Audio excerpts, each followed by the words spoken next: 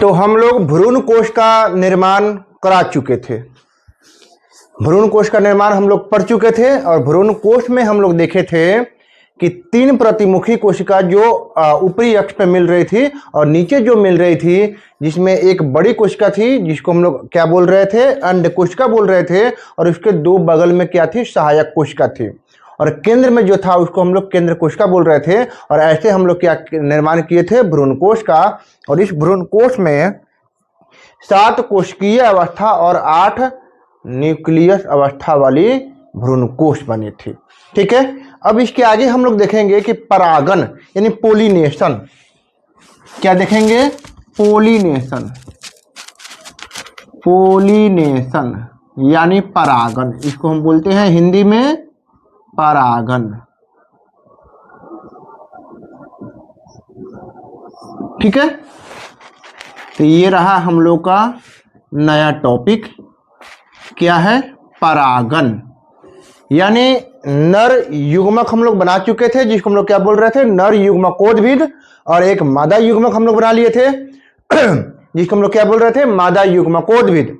और नर युग्मकोद्भिद और मादा युग्मकोद्भिद का हम लोग निर्माण कर चुके थे। अब दोनों को कराना है क्या, परागन। ठीक है, तो सबसे पहले परागन की बात करें तो परागन 3 प्रकार से होते हैं। परागन कितने प्रकार से होते हैं, तो परागन याद रखिएगा आप लोग 3 प्रकार से होते हैं। एक होता है स्वपरागन, दूसरा है सजात पुष्पी परागन, सजात पुष्पी परागन, और तीसरा है पर परागन।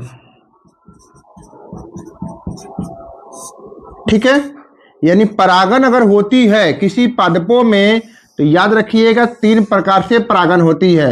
एक होता है स्वपरागन, दूसरा होता है सजात पुष्पी परागन, और तीसरा होता है पर परागन। ठीक है, तो स्वपरागन यानी सेल्फ पोलिनेशन, पर परागन मतलब क्रॉस पोलिनेशन, और सजात पुष्पी हम लोग बोलते हैं मतलब टेनोगेमी। यानी स्वपरागन को हम लोग इंग्लिश में लिखे तो इसको हम बोलते हैं ऑटोगेमी। इसको हम लोग क्या बोलते हैं, ऑटोगेमी। ठीक है, और इसी ऑटोगेमी के हम लोग बोल सकते हैं सेल्फ पोलिनेशन। ठीक है, और सजात पुष्पी परागन को इंग्लिश में हम लोग लिख सकते हैं जेइटेनोगेमी। क्या लिखेंगे, जेइटेनोगेमी। ठीक है, और पर परागन को हम लोग लिखेंगे जीनोगेमी। क्या लिखेंगे, जीनोगेमी, जीनोगेमी। ठीक है, तो ये रहा 3 प्रकार के, क्या रहा, 3 प्रकार के परागन। यानी परागन होगा तो 3 प्रकार से होगा। एक होगा तो स्वपरागन होगा, दूसरा होगा तो सजात पुष्पी परागन होगा, और तीसरा होगा तो पर परागन होगा। और कैसे होती है तो एक झलक आप लोग देख लीजिए फिगर। यहां पे हम 2 पादप बना रहे हैं। कितने बना रहे हैं, 2 पादप। ठीक है,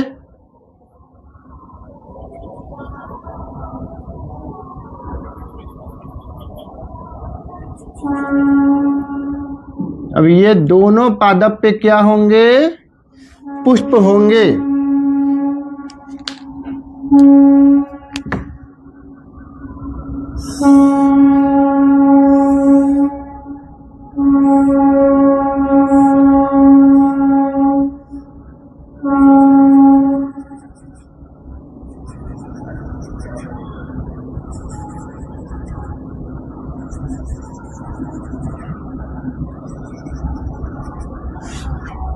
ठीक है, तो हमने 2 पुष्प बनाई, और 2 पुष्प यानी ये पुष्प ए है और ये पुष्प बी है। ठीक है, तो सबसे पहले हम लोग समझे स्वपरागन, सजात पुष्पी परागन और पर परागन को। ठीक है, तो ध्यान से देखिएगा कि ये कोई पादप है और उसी पादप के एक पुष्प है जिससे परागकण निकलकर उसी पुष्प के वर्ती काग्र पे जाकर बैठ जाए और क्या कर दे, परागित कर दे। उसको हम क्या कहेंगे, स्वपरागन कहेंगे। क्या कहेंगे, स्वपरागन। तो स्वपरागन को आप लोग याद रखिएगा कि एक ही पादप है, उसके एक ही पुष्प से परागकण निकलकर उसी के वर्तिकाग्र पे जाके बैठ जाए और उसको परागित कर दे, इट मीन्स क्या कहलाएगी? स्वपरागन कहलाएगी। क्या कहलाएगी? स्वपरागन। ठीक है, दूसरी कहानी सुनिएगा। इसको हम क्या बोल दूं? ये है 1 नंबर में, तो इसको हम बोल दूं 1, इसको 2 और इसको 3। ठीक है, तो ये कै नंबर का है? 1 नंबर, यानी स्वपरागन का है। ठीक है, दूसरा, किसी पुष्प के यानी किसी पादप का जो पुष्प है ना, उसके पुष्प से परागकण तो निकली, लेकिन उसी पुष्प के वर्तिकाग्र पे नहीं बैठकर उसी पादप के दूसरे वर्तिकाग्र पे जाके बढ़ जाए, वो क्या कहलाएगी? सजात पुष्पी परागन। क्या कहलाएगी? सजात पुष्पी परागन। तो आप लोग को याद यहीं पे हो जाएगी, स्वपरागन रटना नहीं पड़ेगा। स्वपरागन क्या है कि एक पादप है और इसके पुष्प है, और हम जानते हैं कि पुष्प में नर और मादा दोनों होती है। कहीं कहीं किसी पादप के पुष्प में नर अलग होती है, मादा अलग होती है, लेकिन यहाँ पे बात की जा रही है नर और मादा की। ठीक है, तो यहाँ पे नर और मादा है, यानी पुंकेसर है और स्त्री केसर भी है। तो पुंकेसर के पराग कोष से परागकण निकलकर उसी स्त्री केसर के वर्तिकाग्र पे जाके बढ़ जाए तो कहलाएगी स्वपरागन। दूसरा कहानी है कि इसी पुष्प के परागकण तो निकली, लेकिन उसी पुष्प के वर्तिकाग्र पे नहीं बैठकर दूसरे फूल पे, यानी उसी पादप का, पादप दूसरा नहीं होना चाहिए, पादप वही, और उसी के दूसरे पुष्प पे जाके बढ़ जाए, उसको हम बोलते हैं सजात पुष्पी परागन। ठीक है, अब रहा पर परागन, ये तो हो गई। अब रहा पर परागन। तो पर परागन समझने के लिए यहां से तो परागकण निकली, लेकिन इस पादप पे नहीं, किसी दूसरे पादप के वर्तिकाग्र पे जाकर बैठ जाए और उसको क्या कर दे? परागित कर दे, और ये कहलाएगी क्या? 3 नंबर पर परागन कहलाएगी, यानी जेनोगेमी कहलाएगी, यानी क्रॉस पोलिनेशन कहलाएगी। कोई दिक्कत यहां तक?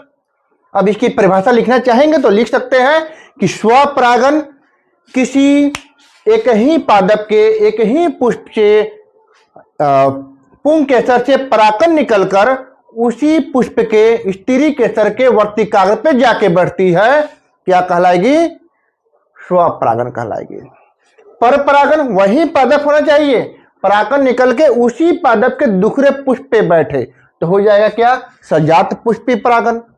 पर परागन की बात करें, जेनोगेमी की बात करें, क्रॉस पोलिनेशन की बात करें, तो किसी एक पादप, ठीक है, कि परागकण निकलकर दूसरे पादप के पुष्प के स्त्री केसर के वर्तिकाग्र पे जाके बैठ जाए और उसको परागित कर दे, क्या कहलाएगी? पर परागन कहलाएगी। तो ये रहा तीनों का डिफिनेशन और इनका मीनिंग। ठीक है, तो कोई किसी को दिक्कत नहीं। तो सबसे पहले हमको यह समझाना है कि स्वपरागन में, यहीं पे लिख देते हैं कि स्वपरागन में क्या आनुवांशिकता बनी रहती है, आनुवांशिकता समान रहती है कि असमान रहती है, और दूसरा उनमें कारक कौन से ले जा रहे थे। ठीक है, तो हम क्या बात करेंगे? स्वपरागन के आनुवांशिकता की। ठीक है, आनुवांशिकता।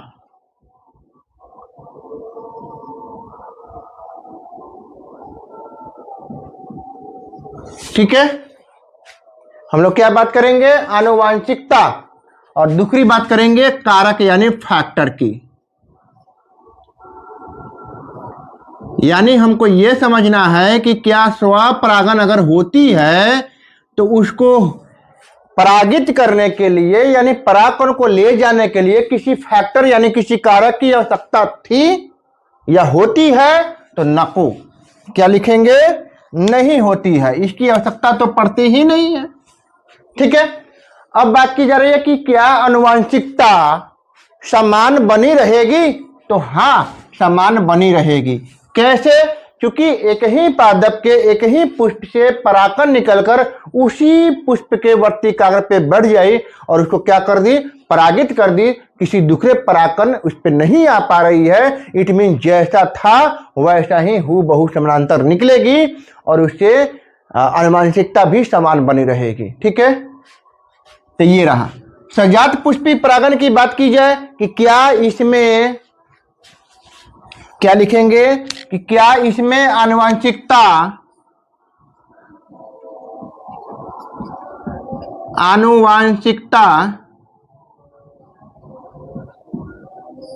बनी रहेगी, समान रहेगी कि अलग रहेगी? क्या इनको कारक की आवश्यकता पड़ रही थी?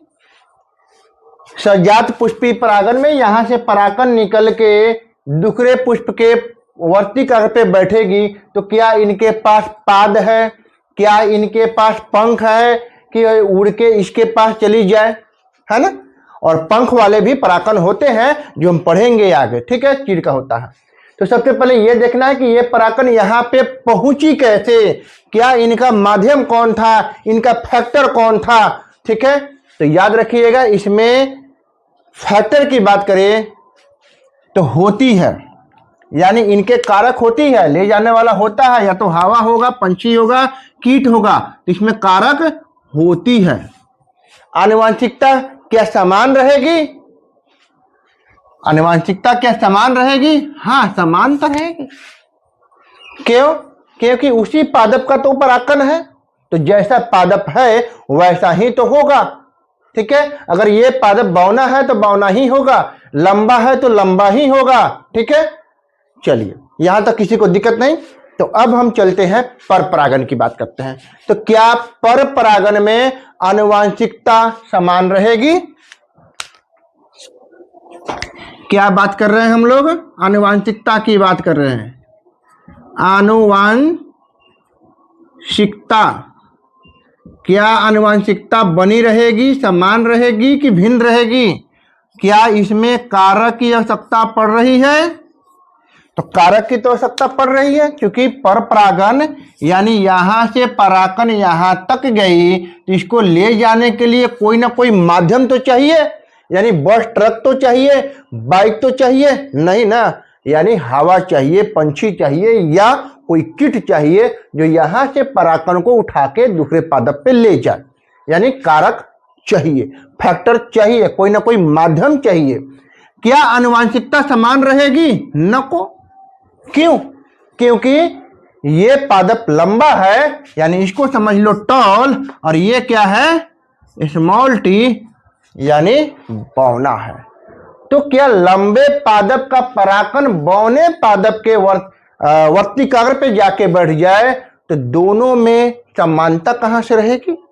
हाँ, ये बात हो सकती है कि ये भी समान है, ये भी समान है, तो समानता हो सकती है, लेकिन सभी पादप समान तो नहीं होंगे, कुछ ना कुछ तो भिन्नता जरूर होगी, और वही भिन्नता क्या कर देगी? चेंजेस ला देगी, बदलाव ला देगी, और वही विकास की जननी होती है। ठीक है, तो ये रहा लंबा और ये रहा बौना। तो अगर इसका परागण इसके वर्ती कागर पे जाके बैठती है तो स्वाभाविक सी बात है, या तो लंबा होगा या तो बौना होगा, यानी दोनों पादप से भिन्न होगी। ठीक है, तो यानी आनुवांशिकता समान रहेगी? नहीं। कारक की आवश्यकता पड़ती है? तो हाँ, पड़ती है। ठीक है, तो ये 1 नंबर, 2 नंबर और 3 नंबर में किसी को कोई दिक्कत तो कमेंट में अभी अभी कमेंट कर सकते हैं।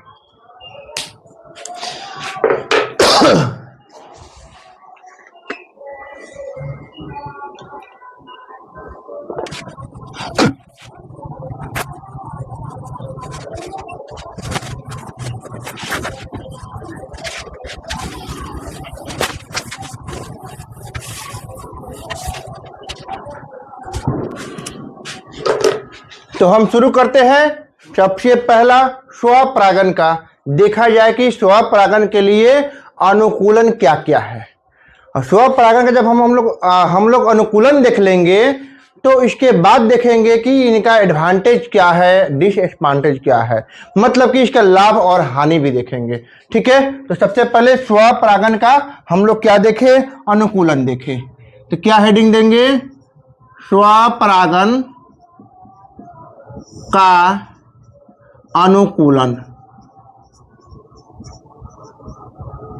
ठीक है, तो ये रहा हमारी हेडिंग, स्वपरागण का अनुकूलन। यानी स्वपरागण के लिए क्या क्या अनुकूलन है, ठीक है, कौन सी परिस्थिति है। तो स्वपरागन कराने के लिए सबसे पहले हमें यह जानना होगा कि पादप द्विलिंगी होगा कि एकलिंगी होगा। सबसे पहले द्विलिंगी होगा। अगर एकलिंगी है तो स्वपरागन होने के चांस ही नहीं है, क्योंकि परागन तो दूसरे पादप से आएंगे तो वो स्वपरागन कहलाएंगे नहीं, क्या कहलाएंगे, परपरागन कहलाएंगे। तो स्वपरागन के लिए अनुकूलन कैसा होना चाहिए, सबसे पहला कि द्विलिंगी तो होना चाहिए। दूसरा, समकालपक्वता होनी चाहिए, यानी जिस समय स्त्री केसर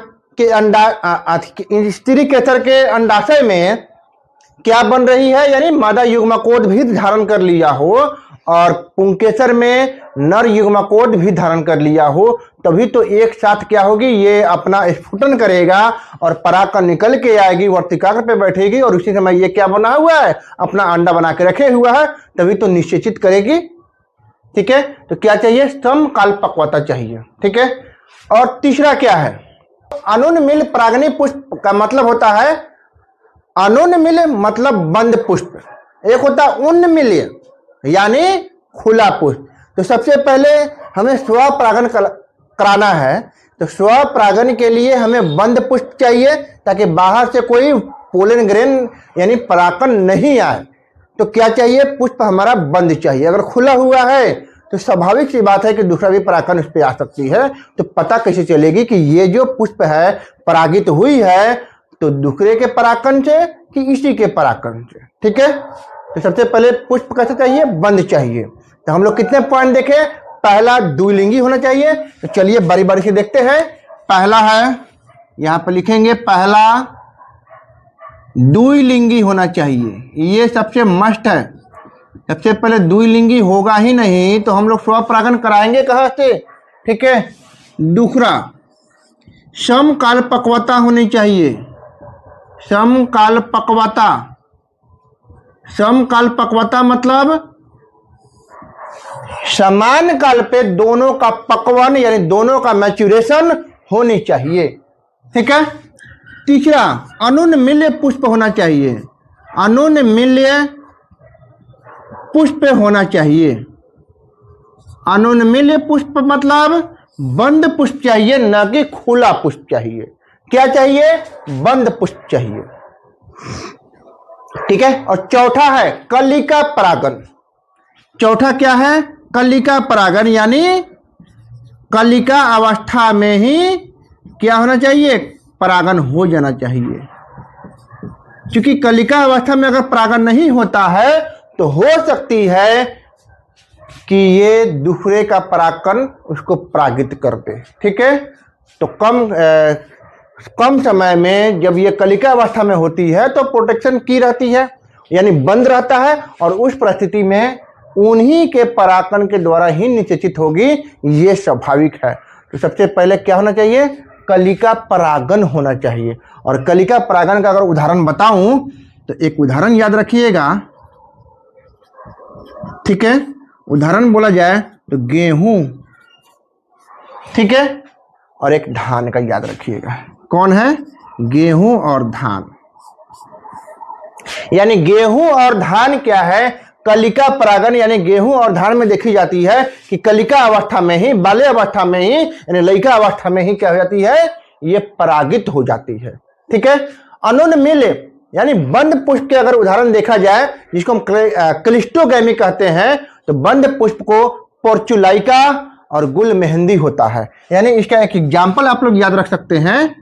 इसका एग्जाम्पल है गुल मेहंदी, क्या है, गुल मेहंदी और पोर्चुलाइका। क्या है, पोर्चुलाइका।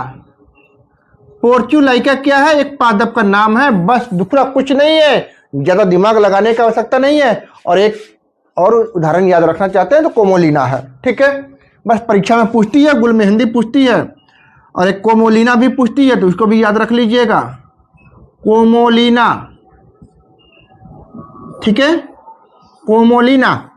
तो गुल मेहंदी पूछा गया है, कितनी बार पूछती है, गुल मेहंदी, पोर्चुलाइका, कोमोलिना। ठीक है, ये सब किनके उदाहरण है, तो बंद पुष्प के उदाहरण है, जिसको हम लोग क्या बोलते हैं, क्लिस्टोगैमी बोलते हैं। क्या बोल देते हैं, क्लिस्टोगैमी। इसको याद रख सकते हैं तो याद रख लीजिएगा, क्लिस्टोगैमी। और नहीं याद रख सकते हैं तो कोई दिक्कत नहीं, कोई दुख नहीं, कोई दर्द नहीं, बस मर्जी आपकी हो। ठीक है, चलिए। समकल्पकता यानी कम ही समय में दोनों का मैच्योरेशन समान टाइम पे हो, एक ही टाइम पर हो, उसको हम क्या बोलते हैं? समकालपक्वता। सम मतलब समान, काल मतलब एक ही टाइम पे, और क्या है? पक्वता यानी परिपक्वन होना चाहिए, यानी मैच्योरेशन होना चाहिए, और उसको हम लोग बोलते हैं होमोगैमी। तो आप लोग लिख सकते हैं इसको इंग्लिश में होमोगैमी। ठीक है। और द्विलिंगी यानी बाइसेक्सुअल होना चाहिए, यानी कैसा होना चाहिए? बाइसेक्सुअल। ठीक है, तो यहां तक किसी को दिक्कत नहीं ना? तो आगे बढ़ो। चलिए, अब ये देखना है कि स्वपरागन के लाभ क्या है। ठीक है, तो अब हम इनकी क्या देखेंगे? लाभ देखेंगे। ठीक है, स्वपरागन के क्या देखेंगे? लाभ देखेंगे, यानी इसका एडवांटेज ऑफ सेल्फ पोलिनेशन, यानी इनका हम लाभ देखेंगे, यानी इनका हम एडवांटेज देखेंगे। ठीक है, तो हम लोग क्या देखने वाले हैं? स्वपरागन का लाभ। स्वपरागन से क्या क्या लाभ है? तो सबसे पहले इनका हम लाभ यहीं पे लिख देते हैं, लाभ। ठीक है, advantage, advantage of self pollination, और सेल्फ पोलिनेशन यानी एडवांटेज ऑफ सेल्फ पोलिनेशन मतलब स्वपरागन के क्या क्या लाभ है। तो यहां पर हम पूरा फुल लिख दें, इनको हिंदी में बोलते हैं स्वपरागन का लाभ। ठीक है, अब किसी को तो कोई दिक्कत नहीं होनी चाहिए। चलिए, अब इनको समझते हैं। कुछ थ्योरी है जिसको हम लोग को लिखना पड़ेगा। थ्योरी लिख रहे हैं, याद रखिएगा आप लोग कि यह सरल होता है।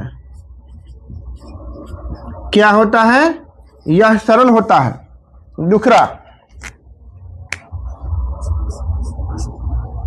दूसरा है कि परागकण की बात करें, परागकण व्यर्थ नहीं होते, व्यर्थ नहीं होते, अतः इनकी कम संख्या में भी आवश्यकता होती है। कम संख्या ही आवश्यकता होती है, आवश्यकता होती है। ठीक है, कोई दिक्कत नहीं ना? चलिए, अब तीसरा बिंदु देखते हैं। पादपों में शुद्ध वंशक्रम बना रहता है। क्या रहती है? पादपों में शुद्ध वंशक्रम बना रहता है, यानी इसमें हानिकारक जीन नहीं आते। यानी क्या लिखेंगे? इसमें हानिकारक जीन नहीं आते। हानिकारक क्या नहीं आते? जीन नहीं आते, जीन नहीं आते। ठीक है, तो स्वपरागन से फायदा तो है कि अगर पादप अगर बढ़िया है, लंबा है, चौड़ा है, सुंदर पुष्प वाला है, तो अगर स्वपरागन बार बार हो रही है तो क्या होगी? पादप फिर अगली नई जो पीढ़ी है वह क्या रहेगी? शुद्ध बनी रहेगी। यानी इसमें हानिकारक कोई जीन, यानी हानिकारक कोई बाहर से पोलन ग्रेन नहीं आ रही है, तो इसको क्या होगी? हानि नहीं होगी, यानी ये जैसा है वैसा ही बना रहेगा। ठीक है, और चौथा जो बिंदु है, इसमें मकरंद स्रावित करने की आवश्यकता नहीं पड़ती है। पुष्प को मकरंद स्रावित करने की आवश्यकता नहीं पड़ती, आवश्यकता नहीं पड़ती। क्यों नहीं पड़ती? क्योंकि इसको कोई मकरंद स्त्रावन इसलिए नहीं करना है कि इसको परागन जो है ना इन्हीं के तो पुंकेसर ही करेंगे, इन्हीं के तो परागन करेंगे। और मकरंद किस लिए चाहिए? क्या मकरंद इसलिए स्त्रावन की जाती है ताकि बाहर से जो कीट मकरंद को क्या करेगी, अपना पोषणीय आहार लेगी और उसके बाद क्या करेगी, उसके बदले में वहां के परागकण को अपने अंदर चिपका लेती है, यानी पर में चिपक जाती है और फिर दूसरे पुष्प पे जब जाएगी तो क्या होगा, वहां पर परागकण छोड़ देती है। तो लेकिन यहाँ पर स्वपरागन के लिए कोई मकरंद की आवश्यकता नहीं पड़ रही। क्यों? मकरंद क्यों चाहिए? आगे हम लोग देखेंगे कि इनकी क्या हानि है। क्या देखेंगे? स्वपरागन के हानियां। स्वपरागन का, स्वपरागन के हानियां, ये तो हम लोग लाभ देखे, अब इनके कुछ हानियां देखेंगे। यानी इसको इंग्लिश में क्या बोलते हैं? डिसएडवांटेज, डिसएडवांटेज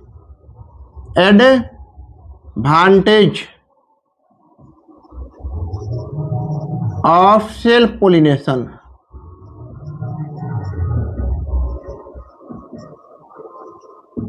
ठीक है, डिसएडवांटेज ऑफ सेल्फ पोलिनेशन यानी स्वपरागन के क्या हानियां है। तो इनके भी कुछ बिंदु हैं। क्या लिखेंगे? पादप में विकास की संभावनाएं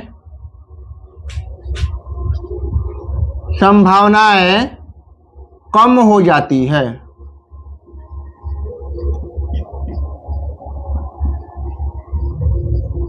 ठीक है, यानी पादप में विकास की संभावनाएं कम हो जाएगी। यानी एक ही पादप बार बार निषेचित करे, बार बार परागित करे तो उनकी परागन करने की क्षमता कम हो जाएगी।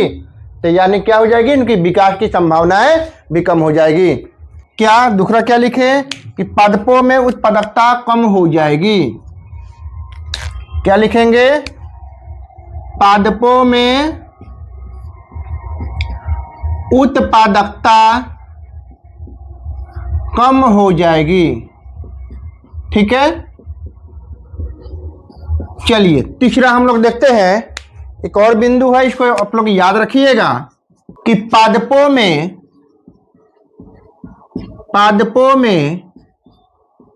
विभिन्नताएं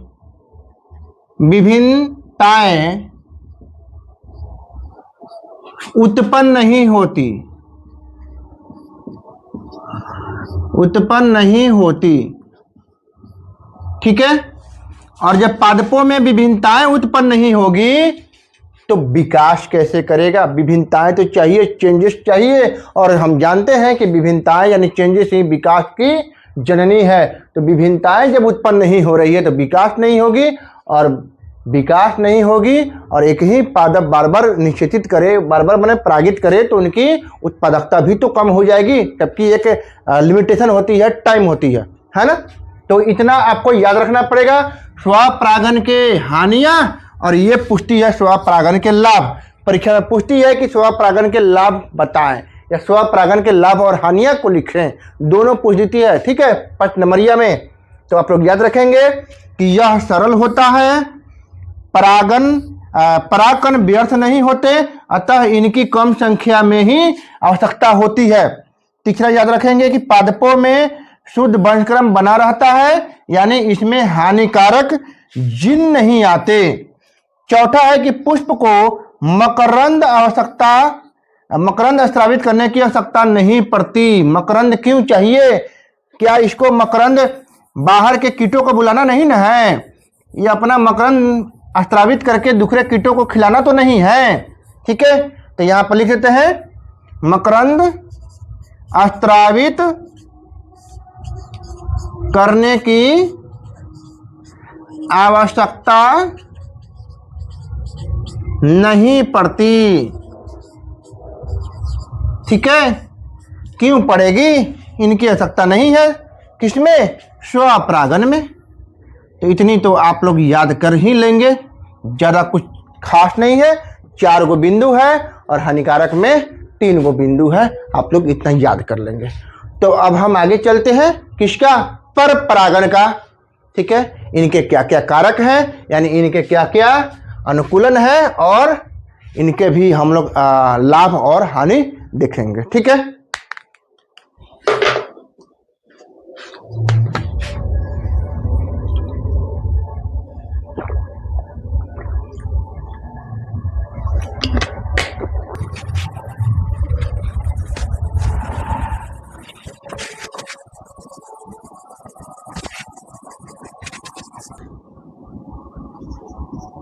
पर परागण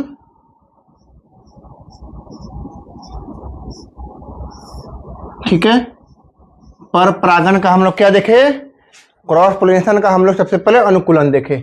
क्रॉस पोलिनेशन का हम लोग का परिभाषा तो याद है ना, भूल तो नहीं गए।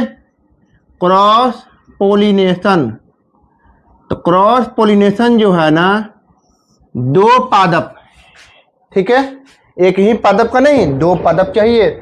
यानी इनका परिभाषा है कि किसी एक पादप के परागकण, यानी किसी एक पादप के पुंकेसर से, परागकोश से परागकण निकलकर दूसरे पादप के स्त्री केसर के वर्ती कागज पे जाके बैठकर उसको परागित कर दे, क्या कहलाएगी, वो कौन सा परागण कहलाएगा, पर परागण कहलाएगा। ठीक है, अब इनके जो कारक हैं, पर परागण के कारक हम लोग देखें, पर परागण के क्या देखें, फैक्टर देखें, कारक देखें। ठीक है, तो ये रहा फैक्टर या कारक।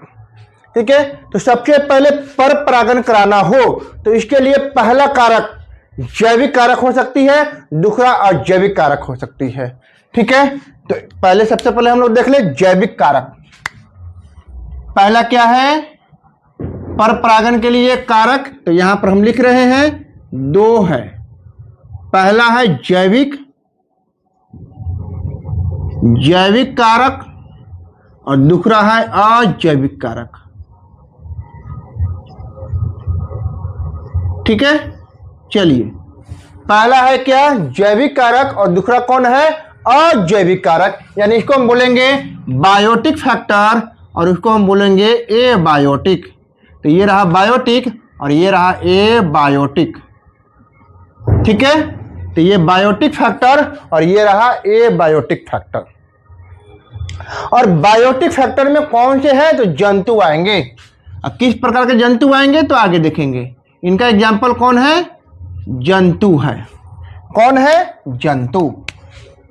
चलिए, और अजैविक फैक्टर का देखा जाए तो ये दो प्रकार के होते हैं। अजैविक फैक्टर का देखा जाए तो अजैविक दो प्रकार से है, यानी एक है वायु और दूसरा है जल।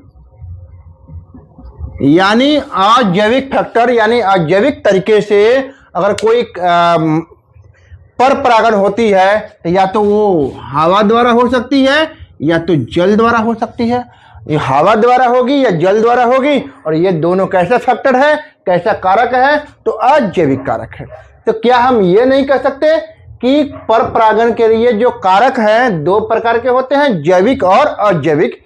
जैविक में जंतु आते हैं, अजैविक में वायु और जल आते हैं। तो कुल मिलाकर हम ये भी कह सकते हैं कि पर परागण के लिए कारक जंतु, वायु और जल की आवश्यकता पड़ती है। यानी इनके क्या चाहिए, माध्यम चाहिए, इनके इतने क्या चाहिए, फैक्टर चाहिए, कारक चाहिए, तभी जाके क्या होगी, परागण होगी। ठीक है, तो सबसे पहले हम लोग बारी बारी से देखें। तो सबसे पहले हम लोग क्या देखते हैं, वायु का देख लिया जाए, जल का देख लिया जाए, उसके बाद हम जंतु का भी देख लेंगे। ठीक है, तो सबसे पहले अजैविक कारक को हम लोग देखें। पहला क्या लिखते हैं, अजैविक कारक। अजैविक कारक में पहला कौन है, वायु है। तो किसका देखा जाए, वायु का देखा जाए। ठीक है, ये रहा वायु। तो वायु का जब देखते हैं कि हवा द्वारा परागण, यानी इसको हम क्या बोलेंगे, वायु परागण। पूरा क्या लिखेंगे, वायु परागण। और वायु परागण किसको बोलते हैं, हवा द्वारा परागण हो उसको हम बोलेंगे हवा परागण या वायु परागण। यानी हवा परागण भी बोल दीजिए या वायु परागण भी बोल दीजिए, बात क्या है, समान ही तो है। अब इसमें जो पराकन है कैसे होंगे? हल्के और शुष्क होंगे। क्या होंगे? इसमें जो पराकन होंगे, पराकन कैसे होंगे? हल्के और शुष्क होंगे। शुष्क मतलब हल्का होंगे, हल्का होंगे, शुष्क मतलब सूखा होंगे। ठीक है, और भीजा हुआ रहेगा तो फिर हल्का नहीं रहेगा, फिर एक जगह से दूसरी जगह हवा द्वारा ले जाने में कठिनाई होगी। ठीक है, चलिए जैविक कारक में हमने क्या देखा कि वायु द्वारा अगर परागन होती है उसी को क्या बोलते हैं? वायु परागन या हवा परागन। और ये अजैविक फैक्टर के पहला प्रकार है। दूसरा कौन है? जल परागन। ठीक है, सबसे पहले हम लोग वायु परागन देख रहे थे कि परागन कैसे होंगे? हल्का होंगे और सूखा होना चाहिए। दूसरा क्या देखना है कि वर्तिकाग्र जो है, स्त्री केसर का वर्तिकाग्र कैसा होना चाहिए? चिपचिपा होना चाहिए, ताकि बाहर से जो परागकण अगर उड़ के आ रहे हैं, हवा द्वारा आ रहे हैं, तो वहां पे चिपक जाए। ठीक है, तो हम क्या लिखेंगे? वर्तिकाग्र। वर्तिकाग्र कैसे होंगे? चिपचिपा होंगे, चिपचिपा होंगे। ठीक है, इतना से बात पता चल जाएगी। चलिए अगला थ्योरी देखें। ये 1 नंबर है, ये 2 नंबर, तीसरा नंबर देखते हैं कि वर्तिका यानी वर्तिकाग्र जो सबसे ऊपर मिल रही थी, वर्तिका जो लंबाई थी, तो ये वर्तिका अब किसकी बात कर रहे हैं? वर्तिका की बात कर रहे हैं। तो वर्तिका कैसी होनी चाहिए? लंबा की बौना, लंबा होना चाहिए। जब लंबा नहीं रहेगा तो हवा द्वारा परागित कैसे होगी? तो लंबा होना चाहिए आकार में। ठीक है, और पुष्प का आकार कैसा होना चाहिए? छोटा होना चाहिए। पुष्प की आकार की बात करें, पुष्प की आकार कैसा होना चाहिए? छोटा होना चाहिए। पुष्प का आकार कैसा होना चाहिए? छोटा। ठीक है, और मकरंद स्त्रावन करने की आवश्यकता पड़ेगी। हाँ, मकरंद तो चाहिए, यानी इस पुष्प से क्या चाहिए? मकरंद। मकरंद की आवश्यकता तो चाहिए, तभी तो दूसरे कीट आएंगे। ठीक है, कोई दिक्कत नहीं। अब इसके आगे हम लोग देखते हैं, एक स्टार मार्क करके लिखिएगा, नोट डाउन करके, कि एक ऐसे पराकन है जो हवा में उड़ के जाते हैं, तो क्या उनके पास पंख होती है? तो हाँ होती है। और वो किसका परागन होता है? किसका परागन होता है? तो याद रखिएगा, चीड़, यानी किसका? चीड़ पादप का। तो क्या लिखेंगे कि चीड़ पादप का जो है ना परागन, क्या परागन कैसे होते हैं? तो पंख युक्त होते हैं। कैसे होते हैं? पंख युक्त। पंख युक्त मतलब क्या? उसके पास पंख होती है, पंख द्वारा हवा में हल्का भी हवा का झोंका पड़ेगा, क्या होगा? उड़ के जाएगा। ठीक है, तो याद रखिएगा, एकमात्र एग्जाम्पल है चीड़। और आते हैं तब तक।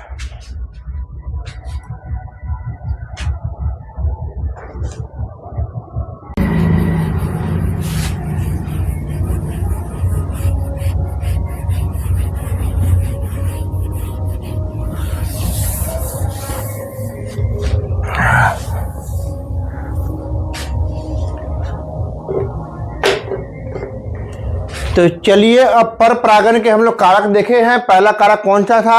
हवा द्वारा परागन, यानी हम क्या बोल रहे थे? वायु परागन। अब हम लोग क्या देखेंगे? जल परागन। ठीक है, दूसरा नंबर कौन था? जल परागन।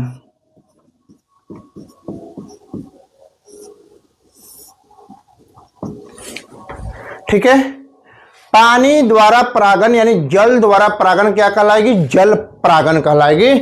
और ये जल द्वारा अगर परागन कराना हो, पहला अगर देखा जाए कि जल द्वारा अगर परागन कराना हो, तो जल में अगर परागन अगर मिल रही है तो जल द्वारा परागन क्या लिखेंगे कि जल द्वारा परागन।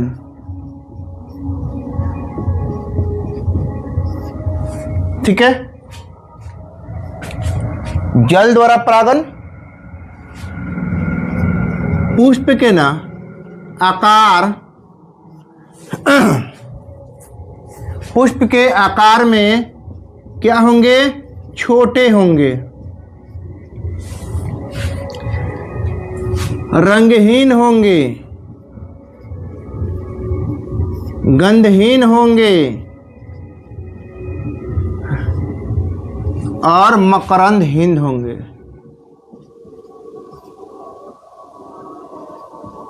मकरंदहीन होंगे।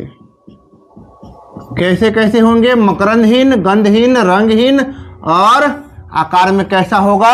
छोटा होगा, क्योंकि पानी के अंदर मकरंद नहीं रह सकते और क्या रंग का कोई पता ही नहीं, क्योंकि पानी के अंदर कराना हो, बाहर नहीं है कि कोई कीट उड़ के आएगा, है ना, देखेगा तो आकर्षित होगा, इसमें आकर्षण का कोई केंद्र नहीं बनती।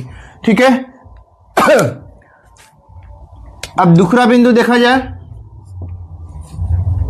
जब भी हम परीक्षा में लिखेंगे ना तो बिंदु दर बिंदु करके लिखेंगे, यानी पॉइंट नोट करके लिखेंगे, और पॉइंट के साथ जब हम लोग लिखते हैं तो नंबर अच्छा खासा मिलता है। ठीक है। तो दूसरा हम लोग देखें, परागकण हल्का होगा, ताकि हवा बोल रहे हैं, यानी पानी में आसानी से तैर सके। परागकण कैसा होगा? हल्का होगा। परागकण हल्का तो होगा और उसके साथ क्या होगी? और कर देते हैं, और मकरंदहीन होंगे। क्या होंगे? मकरंदहीन होंगे। मकरंदहीन नहीं, मकरंद तो हो ही गया, यानी परागकण हल्का तो होगा और उसके बाद मोमी युक्त होगा। मोमी युक्त होगा। मोमी युक्त क्यों? यानी मोम का परत होगा। हाँ, मोम का परत उस परागकण पर चढ़ी रहेगी, ताकि पानी द्वारा जब तैर के जाए तो परागकण क्षतिग्रस्त नहीं हो, परागकण गले नहीं, यानी मोम उसको क्या करेगी? सुरक्षा प्रदान करेगी। ठीक है। तीसरा देखे, तीसरा बिंदु, वर्तिका लंबा होना चाहिए, यानी वर्तिका लंबी, तथा वर्तिकाग्र की बात करें तो वर्तिकाग्र कैसा होगा? तो वर्तिकाग्र चिपचिपा होगा और मोमी युक्त होगा। कैसा होगा? मोमी युक्त होगा। मोमी युक्त क्यों होगा? क्योंकि उनके मोम के परत से ढकी रहती है, ताकि परागकण जो है ना उस पर आसानी से आ सके और वर्तिकाग्र चिपचिपा बना रहे। ठीक है। वहां से पानी द्वारा हट नहीं जाए। ठीक है। अब जल द्वारा जब हम लोग परागण कराएंगे तो इतने सारे होने चाहिए, तभी जाके जल परागण होगा। पहला क्या? पुष्प आकार में छोटा होता है, रंगहीन होता है, गंधहीन होता है, मकरंदहीन होता है। ठीक है। परागकण हल्का होगा और मोमी युक्त होगा, यानी मोम का परत चढ़ा रहेगा। वर्तिका कैसी रहेगी? लंबी रहेगी, और वर्तिकाग्र जो है ना चिपचिपा और मोमी युक्त रहेगा। इतना आप लोग याद कर लेंगे। अब जल द्वारा परागण कराना हो तो जल द्वारा परागण दो प्रकार से होती है। क्या लिखेंगे कि जल द्वारा परागण, जल द्वारा परागण दो प्रकार से होती है, यानी जल परागण बोल दे, अच्छा रहेगा, है ना। जल द्वारा परागण जल परागण कहलाती है, बात वही हो गई, है ना। तो जल परागण कितने प्रकार से होती है? दो प्रकार से होती है। कितने प्रकार से? दो प्रकार से। ठीक है। ये रहा पहला, अधिजल परागण, और एक होता है अधोजल परागण, है ना। तो ये रहा 2 नंबर, अधोजल परागण। ठीक है। अधिजल परागण, अधोजल परागण। अधिजल परागण किसको बोलते, अधोजल परागण किसको बोलते? तो इनका डेफिनेशन लिखेंगे कि जब जलीय पौधे में पुष्प जल की सतह पे हो और परागित कहाँ हो? जल के सतह पे हो, उसको हम बोलेंगे क्या? अधिजल परागण। अधोजल यानी जल के सतह पे नहीं, जल के अंदर, और जल के अंदर भी होगा तो दो प्रकार का होता है, एक जल के पेंदी में, एक जल के बीचों में, बीचों बीच, है ना। तो ये रहा जल के अंदर क्या कहलाएगी, अधोजल कहलाएगी। अधिजल परागन जिसको हम लोग इंग्लिश में बोलते हैं, क्या बोलते हैं, ईपी हाइड्रोफिली। ठीक है। अब ये जो अधिजल है ना, जल के सतह पे होगा, तो क्या लिखेंगे, जब परागन जल के सतह पे हो, सतह पर हो, जब जल के सतह पर होगा, यानी पुष्प कहाँ होगा, तो जल के सतह पर ही होगा। यानी पुष्प कहाँ होगा, जल के सतह पे होगा। यानी पुष्प की बात करें तो जल के सतह पे होगा। ठीक है। पुष्प कहाँ मिल रहे होंगे, जल के सतह पे, और परागन कहाँ होगा, जल के सतह पे। वैसे परागन को हम क्या बोलेंगे, अधिजल परागन।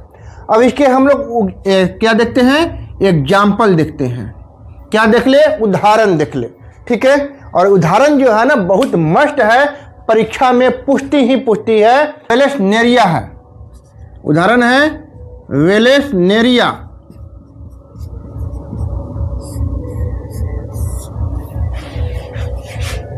ठीक है।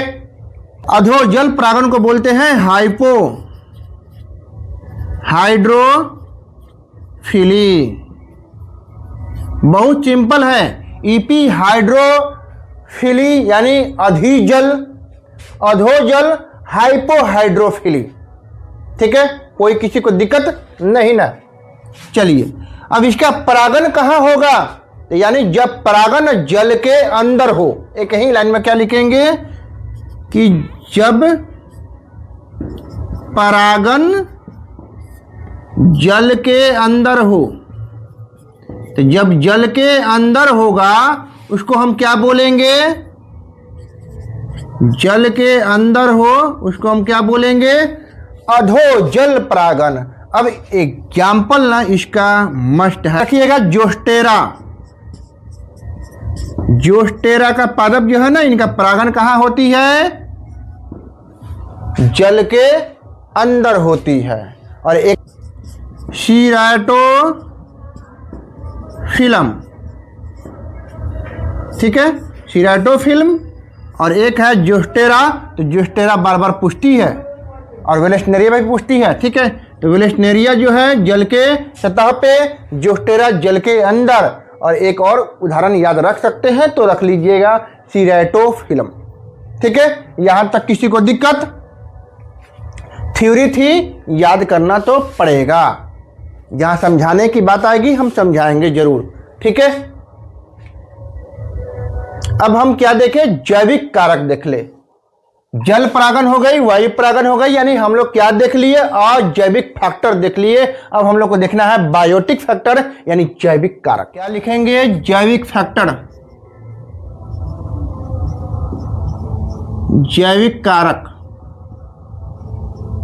ठीक है, और जैविक कारक को हम लोग बोलते हैं बायोटिक फैक्टर। ठीक है, जैविक कारक और जैविक कारक। आज जैविक कारक हम लोग देख लिए, बहुत इजीली था। अब हम लोग देखेंगे जैविक कारक। जैविक कारक किसके द्वारा होगी, तो जंतु के द्वारा होगी। पहले भी लिखे थे, इसको याद रख लीजिएगा, जंतु के द्वारा होगी। ठीक है, तो सबसे पहले जंतु के द्वारा होगी, तो कौन कौन सा जंतु है, तो पहला नंबर करके लिखिएगा। पहला नंबर कीट द्वारा। ठीक है, कीट द्वारा अगर हो रही है परागन, उसको हम क्या बोलेंगे, कीट परागन बोलेंगे। क्या बोलेंगे, कीट परागन। ठीक है, दूसरा देखा जाए, पक्षी परागन। तीसरा देखा जाए, घोंघा परागन। घोंघा परागन यानी किसके द्वारा परागन होगा, घोंघा के द्वारा होगा। ठीक है, चौथा देखा जाए, चमगादड़ परागन। चमगादड़ परागन। ठीक है, तो इतने सारे परागन है जो जंतु के द्वारा हो रही थी। पहला है कीट परागन, दूसरा है पक्षी परागन, तीसरा है घोंघा परागन और चौथा है चमगादड़ परागन। तो सबसे पहले बारी बारी से समझ ले कि कीट परागन यानी कीट द्वारा परागन अगर हो, कीट द्वारा अगर पोलन ग्रेन यानी परागन किसी पुष्प के वर्तिकाग्र पे जाके बैठ के उसको परागित कर दे, क्या कहेंगे? कीट परागन कहेंगे। ठीक है, लेकिन माध्यम कौन था, कारक कौन था? कीट ही तो था, तो क्या बोलेंगे? कीट परागन बोलेंगे। कीट परागन में कौन कौन से हैं? तो इनके एग्जाम्पल है, तितली हो जाएगी, मधुमक्खी हो जाएगी, मधुमक्खियां, ठीक है, इत्यादि क्या है? ये सब कीट परागन है। पक्षी परागन का एग्जाम्पल देखा जाए कि कौन से पक्षी है जो परागकण को ले जाकर पुष्प के वर्तिकाग्र पे बैठाती है और उसको परागित करती है। तो याद रखिएगा, हमिंग बर्ड। और ये जीके का भी सबसे बड़ा क्वेश्चन है कि इस पृथ्वी पर, इस धरती पे, इस सृष्टि पे सबसे छोटा पक्षी कौन? Humming bird.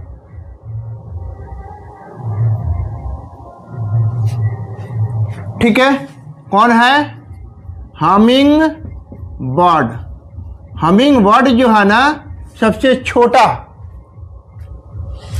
इसी को हम लोग बोलते हैं गुंजन पक्षी।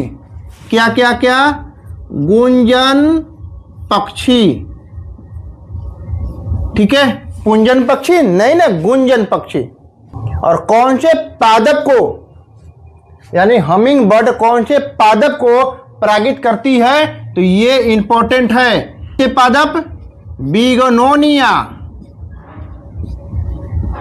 बिगनोनिया जो पादप है, उस पादप को हमिंग बर्ड यानी गुंजन पक्षी क्या करती है? परागित कराती है। ठीक है, और एक और याद रखिएगा, फ्लास। क्या याद रखिएगा? प्लास। बिगनोनिया और एक और याद रखिएगा, प्लास। तो ये रहा प्लास, जिसको हम लोग जंगल की आग बोल देते हैं। ठीक है, चलिए, घोंघा द्वारा परागन यानी घोंघा द्वारा होगा, इसमें तो कोई किंतु परंतु है ही नहीं। लेकिन कौन से पादप को कराए? Snake plant. याद हो जाएगी, सांप वाला पौधा, क्या? अरिसेमा को बोलते हैं। क्या बोलते हैं? अरिसेमा को बोलते हैं स्नेक प्लांट। ठीक है, चलिए अब इसके आगे चमगादड़ द्वारा परागन यानी कौन कराएगा? चमगादड़ ही तो कराएगा। चमगादड़ द्वारा परागन यानी चमगादड़ परागन कराएगी। और कौन से पादप पे? तो आप लोग दिन रात देखते हैं और उसका जो फल है ना फ्री में खाने की कोशिश करते हैं। ठीक है, नाम है अमरूद। ठीक है, अमरूद। और एक और है कदम्ब। कदम्ब यानी बचपन में आप लोग बहुत ढेला चला चला के कदम तोड़े होंगे और खाए भी होंगे, अच्छा भी लगता है। केला भी हो जाएगा, कचुनार भी हो जाएगा। कदम के बाद क्या हो जाएगा?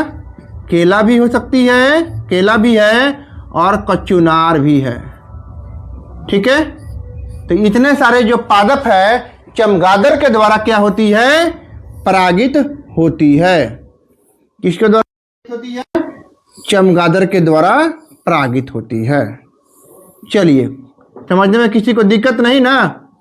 सिंपल सा था, सिंपल ही रहने दीजिए कि चमगादड़ द्वारा परागन होगा, उसको चमगादड़ परागन कहेंगे। और वो कौन से पादप है? तो अमरूद है, कदम्ब है, केला है और कचुनार है। ठीक है, घोंघा द्वारा अगर परागन होगी तो उसको घोंघा परागन कहेंगे और उसका एग्जाम्पल है स्नेक प्लांट। हमिंग बर्ड यानी पक्षी द्वारा परागन होगा, उसको हम पक्षी परागन बोलेंगे, यानी उसका हमिंग बर्ड है, हमिंग बर्ड। और किसको परागित करती है? तो बिगोनोनिया और प्लास। कीट परागन यानी कीट द्वारा हो, और वो कौन सा कीट है? तितली है, मधुमक्खियां है। और किसको परागित करेगी? तो बरगद वगैरह को। ठीक है, चलिए, तो ये इतने सारे याद रखने वाली बात है। इनका एग्जाम्पल जरूर याद रखिएगा कि कौन से कीट, कौन से पक्षी, कौन से जंतु, कौन से पादप को परागित करती है, यानी पोलन ग्रेन ले जाने में सहायता प्रदान करती है। बस ये सब क्या है, कारक है, बस फैक्टर है और कुछ नहीं। ठीक है, चलिए और एक और इंपॉर्टेंट बात बता दूं जिसको स्टार मार्क करके लिखिएगा कि विश्व का सबसे बड़ा पुष्प क्या है? विश्व का सबसे बड़ा पुष्प, सबसे बड़ा पुष्प यानी बहुत बड़ा फूल रहता है, हाँ, जिसका नाम है रफलेशिया। क्या नाम है? रफलेशिया। और ये जो रफलेशिया का जो पादप है ना, इनके पुष्प हैं, ये रफलेशिया पुष्प जो बहुत बड़े होते हैं और इनका जो परागन है, इनका जो परागन कौन कराता है? तो इनका परागन जंतु द्वारा होती है और जंतु का नाम है हाथी। और ये जो हाथी है ना, इतने मग्न मुग्ध रहते हैं, इतने मतलब कि इस रफलेशिया के दीवाने रहते हैं, प्यार में मतलब कि क्या बोलते हैं, प्यार में रंगा जाते हैं कि रफलेशिया के पुष्प पर ये हाथी पूरा मस्त रहता है और उसी पुष्प का सुगंध लेने के लिए पूरा सूंड हिलाते चलेगा। और जैसे जैसे चलेगा वैसे क्या होगी, एक पुष्प का दूसरे पुष्प के, एक पुष्प के दूसरे पुष्प के क्या करेगा, आपस में टकराव पैदा करेगी और यहाँ का इसके वर्तिकाग्र पे आपस में क्या हो जाएगी, परागित करा देगी। तो यानी कही जाती है कि रफलेशिया का परागन हाथी द्वारा होता है। ठीक है, अब देखा जाए कि परागन के कुछ फायदे हैं, कुछ फायदे हैं। हाँ है, देखिए पर परागन, पर परागन के लिए अनुकूलन देखा जाए कि कैसा कैसा पुष्प होना चाहिए, कैसा कैसा उनका वातावरण होना चाहिए। सबसे पहले इनके लिए पुष्प बंद होना चाहिए कि खुला? तो खुला होना चाहिए। जब बंद रहेगी तो बाहर से परागन आएगी कैसे? खुला होना चाहिए। और खुला पुष्प को हम लोग क्या बोलते हैं? अनुन्मिल कि उन्मिल? उन्मिल। अनुन्मिल मतलब बंद पुष्प, उन्मिल मतलब खुला पुष्प। क्या लिखेंगे? उन्मिल। क्या लिखेंगे? उन्मिल। यानी पुष्प कैसा होगा? उन्मिल पुष्प होगा। और उन्मिल पुष्प मतलब खुला पुष्प। पुष्प कैसा होगा? खुला पुष्प होगा। चलिए 2 नंबर में देखा जाए, क्या हमको पर परागन कराना है तो द्विलिंगी होना चाहिए कि एक लिंगी? तो याद रखिएगा, एक लिंगी होना चाहिए।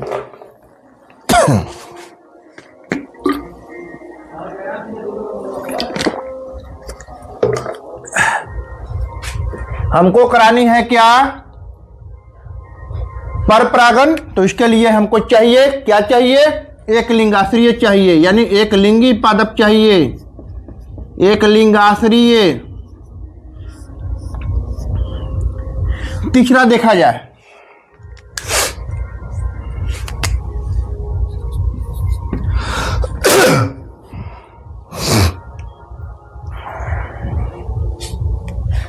तीसरा देखा जाए कि इनके लिए क्या चाहिए? भिन्न काल पक्वता चाहिए, भिन्न काल पक्वता चाहिए। क्या चाहिए? भिन्न काल पक्वता। यानी समान काल पे अगर पक्वन होगा तो क्या हो जाएगा?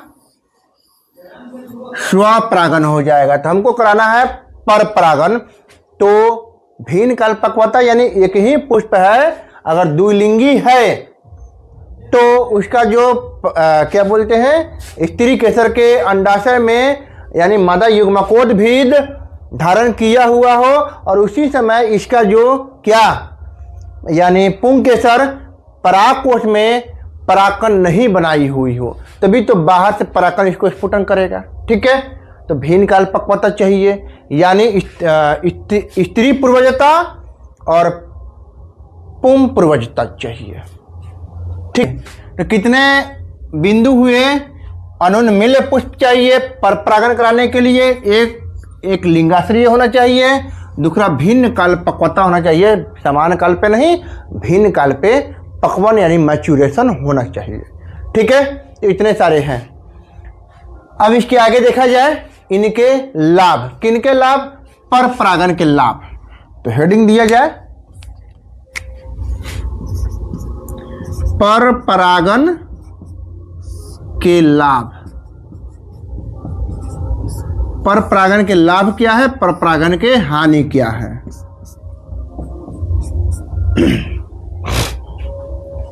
तो पर परागण से सबसे पहले लाभ देखे कि पर परागण से विभिन्नताएं उत्पन्न होती है। क्या होती है? विभिन्नताएं उत्पन्न होती है। तो पहला बिंदु लिखेंगे, क्या लिखेंगे कि पर परागण से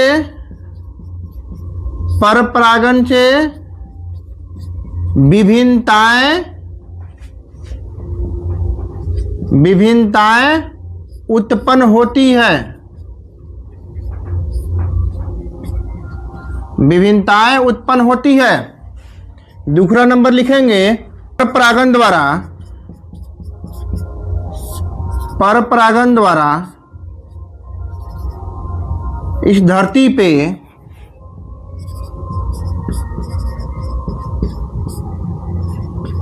स्वतः ही नई प्रजातियां, नई जातियां उत्पन्न होती है। ठीक है, पर परागण द्वारा इस धरती पे, इस सृष्टि पे नए नए यानी विभिन्न प्रकार के अलग अलग जाति क्या होती है? उत्पन्न होती है, जिनमें क्या होगी? नए गुण समावेश होंगे, जिनमें नए गुण समावेश होंगे।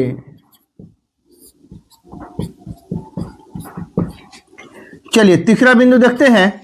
इन बीजों से, चौथा क्या देखना है कि इन बीजों से उत्पन्न पौधों की बड़े, भारी और स्वस्थ होते हैं। स्वस्थ होते हैं। ठीक है, इनमें प्रतिकूल परिस्थितियों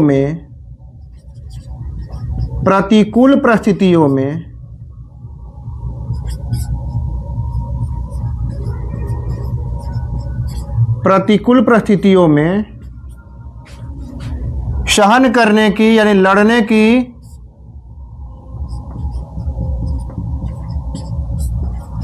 क्षमता होती है।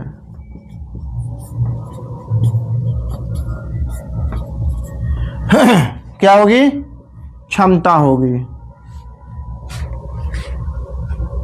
तो तीन बिंदु याद रखिएगा कि पर परागण जो है ना, कि पर परागण से विभिन्नताएं उत्पन्न होती है। स्वाभाविक सी बात है, स्व परागण में विभिन्नताएं उत्पन्न नहीं हो रही थी, लेकिन पर परागण में विभिन्नताएं, चेंजेस, बदलाव होगी तो क्या होगा? विकास होगा। और पर परागण से क्या होती है? इस धरती पे स्वतः ही नई जातियां उत्पन्न हो जाती है और उनमें नए गुण समावेश होंगे। जब नया जातियां अपने से उपज रही है तो उसमें गुण भी तो अलग होगी, नया गुण आएगी।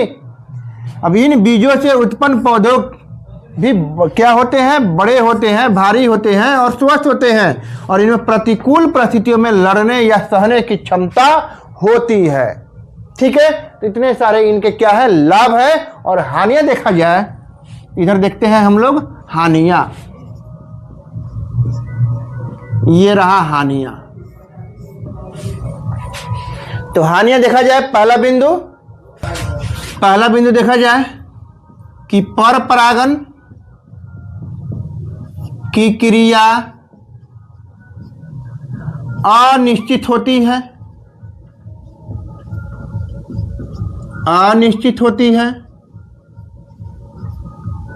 ठीक है, चलिए दूसरा देखा जाए कि इनके लिए, पर परागण के लिए परागकण ज्यादा व्यर्थ करना पड़ता है। ज्यादा व्यर्थ करना पड़ता है।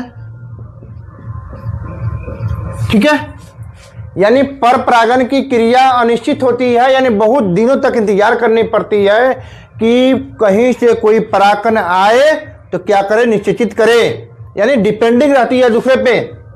और पर परागण के लिए जब परागण बनती है तो ज्यादा मात्रा में व्यर्थ करना पड़ता है। जरूरी नहीं है कि एक ही परागण उड़ के जाएगी और उसके वर्तिका पे बढ़ जाएगी, ऐसा संभव नहीं है। बहुत ज्यादा मात्रा में परागण उड़ती है तो हो सकता है कि एक दो उसके वर्तिका पे बढ़ जाए और परागित कर दें। ठीक है, तो ये दो बिंदु यानी इनकी हानियां हो गई। एक और बिंदु याद रखिएगा, कीटों को आकर्षित करने के लिए, कीटों को आकर्षित करने के लिए, आकर्षित करने के लिए बहुत ज्यादा मात्रा में मकरंद, मकरंद, रंगीन पत्तियां,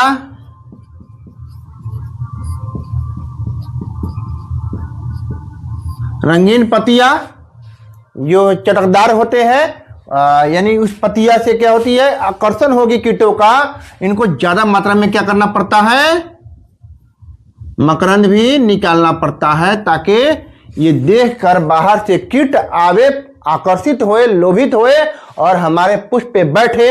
हो सकता है कि वो कीट के पैर में परागण हो, नहीं होगा तो फ्री में इनका मकरंद खाकर चला जाएगा, बदले में कुछ नहीं देगा। तो इनके लिए भी क्या हो जाएगी, पुष्प व्यर्थ हो जाएगी, फिर से इसको मकरंद श्रावण करना पड़ेगा। ठीक है, तो यानी मकरंद ज्यादा मात्रा में श्रावण करना पड़ेगा और रंगीन पत्तियां भी बहुत तरह तरह के, मतलब उसको आकर्षण करने के लिए रंगीन पत्तियां क्या करती है, मोहित करती है। ठीक है, तो इतने सारे इनके हानियां हैं और इनके तीन क्या है बिंदु, लाभ के हैं, तीन बिंदु हानियां के हैं। तो ये इतना आपको याद कर लेना पड़ेगा। ठीक है, अब अगला टॉपिक है कृत्रिम संकरण। तो मिटाते हैं।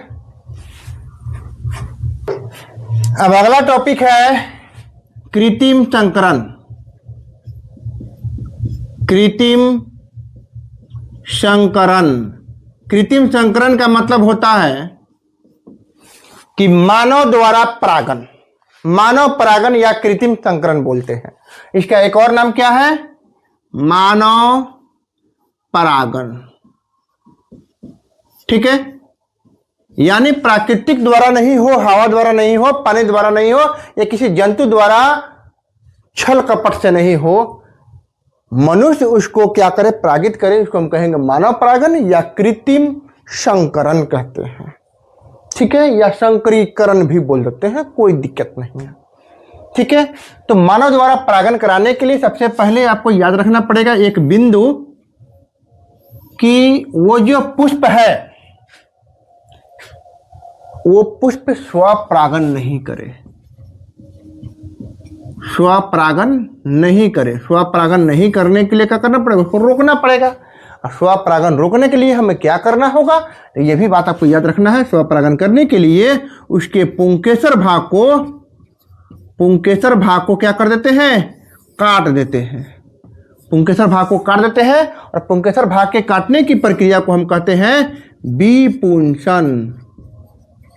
क्या बोलते हैं, विपुंसन, यानी इसका नसबंदी हम लोग कर देते हैं। ठीक है, अब